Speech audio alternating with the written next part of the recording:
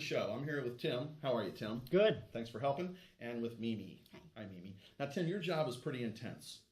You're going to be called the guardian of the black envelope. Ooh. Now, I'm going to place it. I know it sounds serious, doesn't it? And it is serious. I've lost several spectators attempting this feat. Okay. Rivet your attention on the envelope, but don't touch it. And don't let anybody else in the room touch it.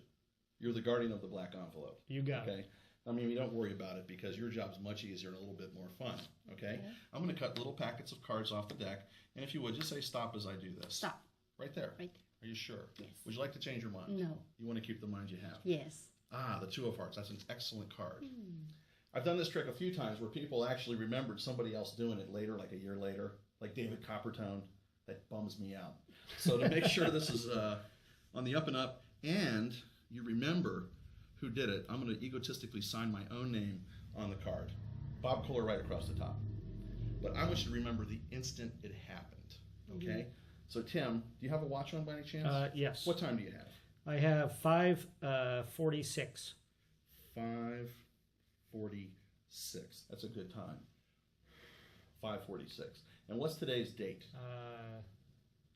I don't know. It's January the 26th. January 26th. Sorry. That's right.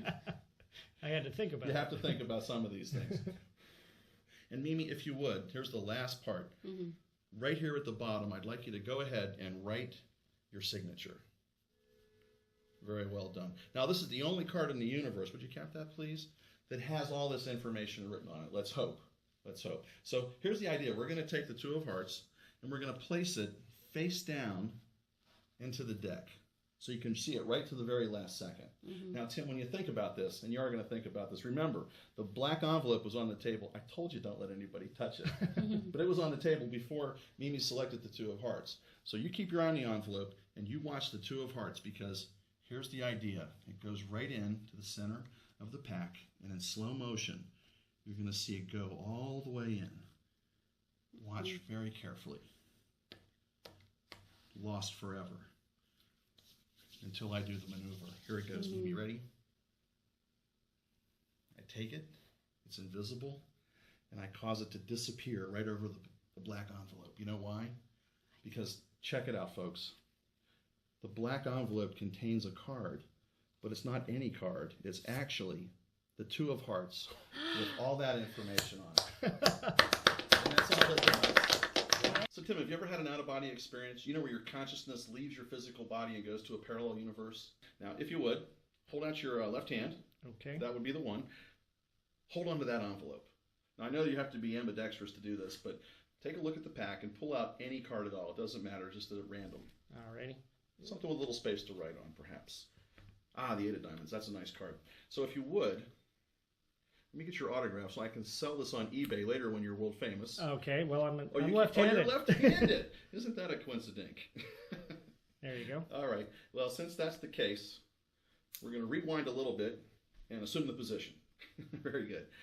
So I'm going to go ahead and spread the cards into a nice even fan, and I'm going to place your card right in the middle so it gets locked in position.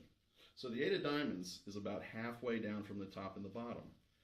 And I'm not going to shuffle the card. So if you would, hold out your hand just a little bit higher, and we're going to place the deck right there. Now remember, the envelope was in your possession before you selected the card.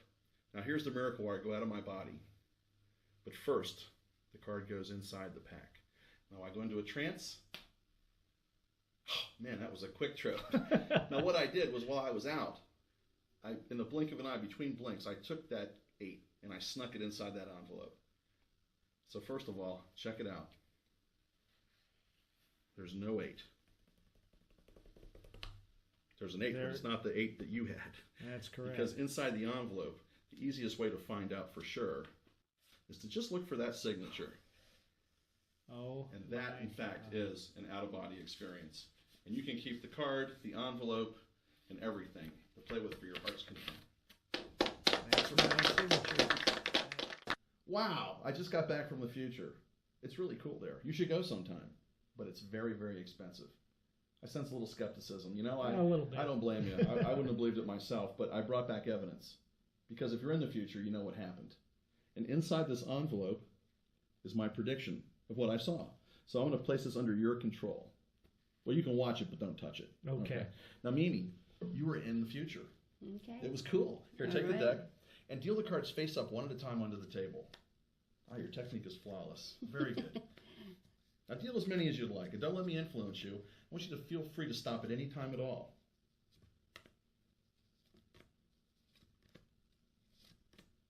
Right here. Right there? Would you deal the next card face down onto the table? Very important. Now think about this. You could have stopped on any of these cards, and you can notice that each and every card is different from its neighbor.